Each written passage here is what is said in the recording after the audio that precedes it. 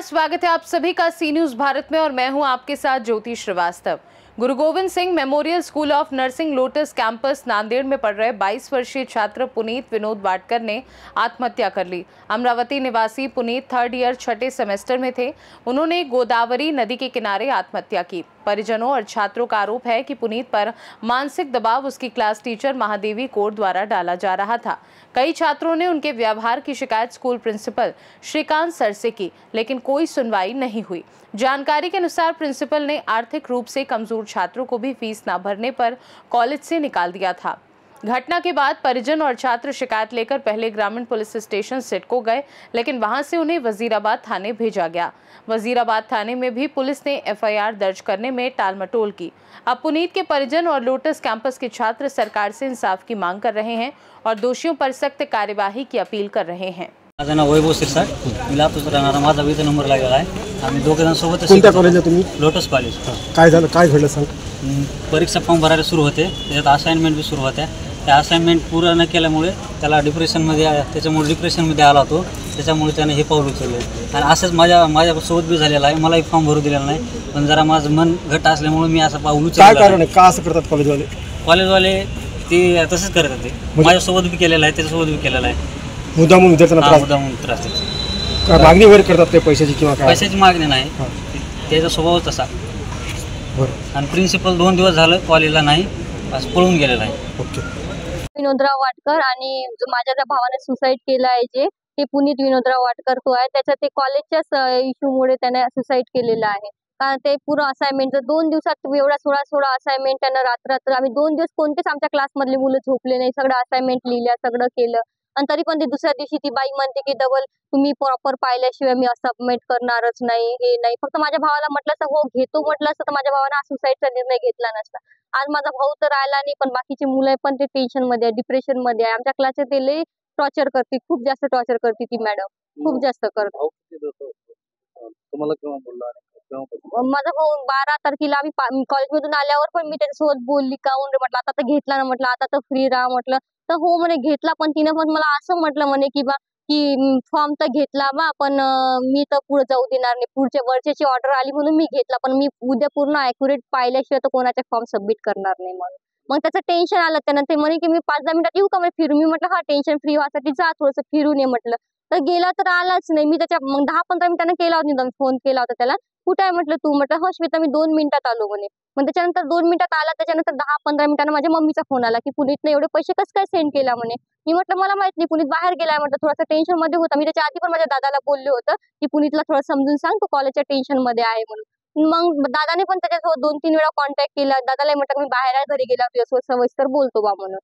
सगळं बोलून वगैरे झालं, त्या कॉलवर वगैरे सगळं बोलणं झालं, हे झालं ते झालं। मग त्यांना असा निर्णय नव्हता घ्यायला पाहिजे सुसाईडचा। यानं आपण सोल्युशन काढलं असतं, पूर्ण अजून काही केलं असतं, प्रयत्न केले असते। आज सकाळी कळालं मला की माझ्या भावानं सुसाईड केलं बा म्हणून। मी ग्रामीण पोलीस स्टेशनला गेलो होतो आता, तर त्यांनी म्हणे की हे घटना जी घडली आहे ही त्या पुलावर घडली आहे, ते वजीराबादच्याच पोलीस स्टेशन मध्ये तुम्हाला द्यावं लागेल। आता वजीराबादच्या पोलीस स्टेशन मध्ये आले, त्यांनी काय म्हणते फक्त पीएम साठी आम्ही तुमचा अर्ज लिहून घेताय, हे जे तुमच्या कॉलेजच्या बद्दल तक्रार आहे हे तक्रार तुम्ही ग्रामीण मध्ये जाऊन करा। आता आम्ही तिथं गेलो, एवढे सगळे स्टुडंट एवढे परेशान आहे, ऑटोने एवढ्या दूर गेले, अजून ऑटोने इकडे या। स्टुडंटचीच बेरोजगारी होऊ राहिली, स्टुडंटचं कोण ऐकून राहिलं? कोणीच ऐकत नाही, वरच्या ऑथॉरिटी सगळं ऐकतात ना। आता कॉलेज जवळ स्ट्रॉंग बांड आहे, पण आमच्या स्टुडंट जवळ कोणी सोल्युशनच काढत नाही। आमच्या स्टुडंटचं एवढे सगळे प्रॉब्लेम प्रिन्सिपलला सांगितले, आमच्या स्टाफलाही सांगितले, कोणीच ऐकत नाही। स्टुडंट फक्त त्यांना वाटते हा स्टुडंट आहे तर त्यांना राबवूनच घ्या, सगळं हेच करून घ्या। कॅपॅसिटी असते का एवढं सगळं? एक्झामचं पण टेन्शन असते, एक्झाम मध्ये का थोडासा सिलेबस नसते, इतका मोठा सिलेबस होऊन पास होणं। आमच्या युनिव्हर्सिटीमध्ये पास होऊन दाखवा ना, पास होणं बी नाही, दिवस रात्र कोणी अभ्यास जरी करत असेल तरी होत नाही। मी प्रॉपर तर अमरावतीची आहे, तसं माझं मूळ जे गाव आहे ते शिरसोली आहे, पण आम्ही एज्युकेशन मुळे सगळं आम्ही अमरावतीलाच राहिलेलो आहे। इथं तर मी धनगरवाले राहते, तर हे 3 वर्षापासून आहे, माझा नंबर लागला तेव्हापासून मी 3 वर्ष झाले मला कंप्लीट, 3 वर्ष झाले, आता 4थं वर्ष चालू झालं। ते ना आम्ही सोबतच राहतो, कारण की जुळवा आहे ना आम्ही, ते एकाच क्लासमध्ये, दोघे जण एकाच क्लासमध्ये आहे, काही वेगळा क्लास नाहीये। फक्त माझ्या भावाला न्याय मिळाला पाहिजे। आता त्याने जीवाचं गुन्हा तर दोन्ही पोलीस स्टेशन घेत नाही, आता काय करायला पाहिजे तुम्हीच सांगा मला, काय कोणतं सोल्युशन द्या, काय जाऊ आता, कुठं जाऊ? माझ्या भावाला न्याय मिळाला पाहिजे, हे फक्त पीएमचंच काही नाही। माझ्या भावाला नाही मिळाला पाहिजे, आम्हाला सगळ्यालाच मिळालं पाहिजे. आता एवढा जीवानं तर गेलाय ना. काय कळालं? माझ्या मुलाचं नाव आहे, माझा मुलगा तिथे म्हणजे ऑनलाईन नंबर लागल्यामुळे मला इथे ऍडमिशन घ्यावी लागली आणि दोघंही मुलांचा एकच कॉलेज भेटल्यामुळे मी इथे ऍडमिशन घेतली. आणि सगळ्या जणांनी सांगितलं होतं कॉलेज चांगलं आहे आणि म्हणजे थोडं आमचे प्रॉब्लेम असल्यामुळे आम्ही इथे ऍडमिशन घेतली किंवा आम्हाला सेफ्टी आहे बाहेर. आणि या लोकांनी नंतर म्हणजे 2-3 वर्षानंतर काही त्रास नव्हता. आता ह्या 6 महिन्यापासून म्हणजे 6 महिन्याच्या आधीपासूनही त्रास होता. 2 महिने आधी मी येऊन भेटून गेली कॉलेजला. त्यांनी म्हटलं हो सगळं करून घेतो, त्यांनी करून घेतलं. नंतर अजून तोच त्रास चालू केला 1 महिन्यापासून. माझ्या मुलाला मी 11-12 म्हणजे 10-11 तारखेला कॉल केला, म्हटलं का मी येऊ का कॉलेजमध्ये, काही टेन्शन आहे का? तर नाही, नको मम्मी, म्हटलं हे कॉलेजवाले लय मॅट करून राहिले, लय पागल करून राहिले, लय मॅट करून राहिले, राहू दे तू येऊ नको. मग मी 12 तारखेला त्याने मला 7/22ला त्याच्या अकाउंटला जेवढे पैसे होते म्हणजे जे आलेले होते ते सगळे मला सेंड करून दिले. तिथे मोबाईल टाकून दिला, गाडी टाकून दिली. आणि श्वेताला घरून निघताना 6-6:30ला कॉलेजमधून आल्यानंतर श्वेताला म्हटलं की मी 10-15 मिनिटं हे करून येऊ का, म्हणजे फिरून येऊ का. तिला असं वाटलं की याला बरं नाही आहे तर जा बा थोडं फिरून ये.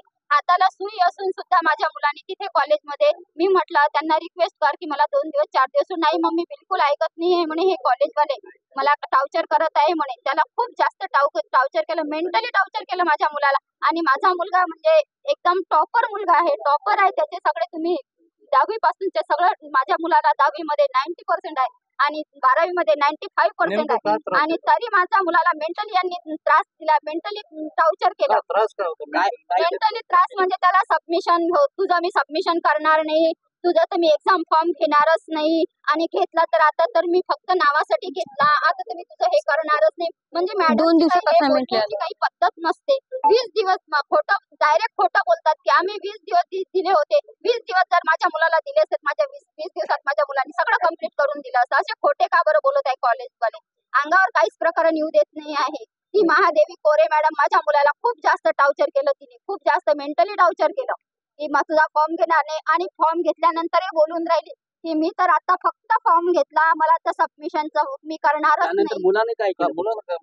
मग मुलाने हा डिसिजन घेतला, त्याला नाही सहन झालं. त्याचे म्हणजे तो खूप वेचात होता. जीवनाचे 6 महिने म्हणजे त्याच्यासाठी खूप जास्त वाटले त्याला. त्याचे पूर्ण क्लिअर आहे सेमिस्टर.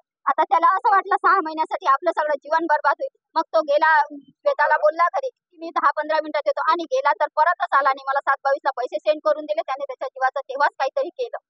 आपल्याला माहितच नाही ना केलं कधी, तर आम्हाला माहितच नाही ना केलं कधी. तर कधी केलं तर आम्ही शोध घेण्यासाठी त्या सिडको ग्रामीणला कंप्लेंट दिली. आणि नंतर कंप्लेंट द्यायसाठी गेलो तर नंतर म्हटले की कॉलेजवर काही कारवाई आता करू शकत नाही, तुम्ही नंतर त्याचं जे काही होईल त्यानंतर तुम्ही तुमच्या मनाने काही कारवाई करू शकता. रिपोर्ट लिहून घ्यायला तयार नव्हते, काही मिसिंगचं काही केलं नाही त्यांनी. आम्ही स्वतःवरून शोध घेत होतो इकडे तिकडे. आज पण आम्ही शोध घेतला, आज बॉडी मिळाली, आता गेलो तिथे, ते पण आम्हाला इकडचे तिकडे फिरवत आहे पोलीस वगैरे. आणि तिकडून इकडे पाठवलं, इकडच्या याला जा म्हणते. आम्ही बाहेर गावचे लोक, आम्हाला माहित नाही कुठलं काय आहे काय नाही, आम्ही कुठे कुठे फिरायचं, आम्हाला न्याय पाहिजे बस. मी लोटस कॉलेजची स्टुडंट आहे. या अगोदर पण आम्ही शिकतच होतो, पण या अगोदर आम्हाला काही प्रेशर नव्हतं. पण ज्यावेळेस आम्ही 6th सेमिस्टरला ॲडमिशन घेतलं तेव्हा नवीन टीचर आले, आणि नवीन टीचरच्या कंप्लेंटमुळं किंवा काही म्हणा, म्हणजे जोपर्यंत आम्ही कोणतीही गोष्ट म्हणजे त्यांचं जे बिहेवियर होतं ना, नॉर्मल कम्युनिकेशनची लँग्वेज असते, जी ट्यून असते ते नॉर्मल नव्हताच. म्हणजे समजा थोडंसं नॉर्मल जरी बोलायचं असेल किंवा थोडंसं जरी कम्युनिकेशन करायचं असेल ना, ते डायरेक्ट अंगावर पडायचे. म्हणजे ते जे दुसरे जे टीचर होते ना, त्यांना मुलींसोबत किंवा गर्ल्ससोबत कसं कम्युनिकेशन करायचं याचा वेळच नव्हता. आणि प्रत्येक वेळेसला एकच म्हणायचे की हे तुम्ही नाही केलं तर आम्ही तुमचा एक्झाम फॉर्म पुढं नाही जाऊ देणार. आणि प्रत्येक गोष्टीला की म्हणजे आम्ही जर प्रिन्सिपल सरांकडं कंप्लेंट घेऊन गेलो, काही झालं तरी त्याच्यावर कोणतीच आत्तापर्यंत ॲक्शन झालेली नाही. पण आम्हाला आतापर्यंत कुठला प्रॉब्लेम आला नाही, जो आता 6th सेमिस्टरला एवढी म्हणजे माझ्या कॉलेजमधले माझ्या क्लासमध्ये जेवढे आहेत तेवढे या गोष्टीमधून सफर झाले. एकतर आमची प्रॅक्टिकल एक्झामिनेशन, पुन्हा नंतर थेरीचे पेपर, आणि नंतर त्याच्यात फॉर्म भरणं. आम्ही कोणती गोष्ट एकाच ठिकाणी करू शकतो, कोणतीच गोष्ट म्हणजे एक गोष्ट केली तर आम्ही कुठली तरी एक गोष्ट करू शकतो ना. का तुमच्या फॉर एक्झाम्पल कुठलीही गोष्ट कोणताच माणूस किंवा कोणती स्त्री एकत्र नाही करू शकत, त्यांना एक वे पण नाही. आणि जर आम्ही प्रिन्सिपल सरांकडे गेलो, सर आमचं हे सगळं एकत्र होत नाही आहे, तर प्रिन्सिपल सर आम्हाला असं म्हणले की तुम्ही 8व्या सेमिस्टरपर्यंत माझ्या ऑफिसमध्ये पाऊलच नाही टाकायचं आणि तुम्ही काहीच नाही करायचं। आणि कोणी पॅरेंट्स घेऊन गेलं तर त्यांचा वे ऑफ कम्युनिकेशन पॅरेंट्ससोबत पण चांगला नव्हता। माझी पण सर्जरी झालेली आहे, मी पण त्यांना सांगितलं की सर माझे असे कॉम्प्लिकेशन झालेले आहेत, त्याच्यामुळे मी कॉलेज करू शकत नाही। पण तरीही त्या मॅडम काय म्हणल्या माहिती आहे का, तुला कोणत्याही हालतीत तुला कॉलेज करावंच लागेल, तुला तुझी कंडिशन काहीही असो। नांदेड़ से सी न्यूज़ संवाददाता भारत वानरे की रिपोर्ट। नांदेड़ में नर्सिंग छात्र पुनीत वाडकर की आत्महत्या ने पूरे शिक्षा जगत को हिला दिया है।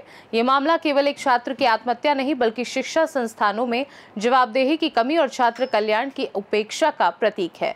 इस खास रिपोर्ट में बस इतना ही। देश दुनिया की बाकी खबरों को जानने के लिए आप देखते रहिए सी न्यूज़ भारत।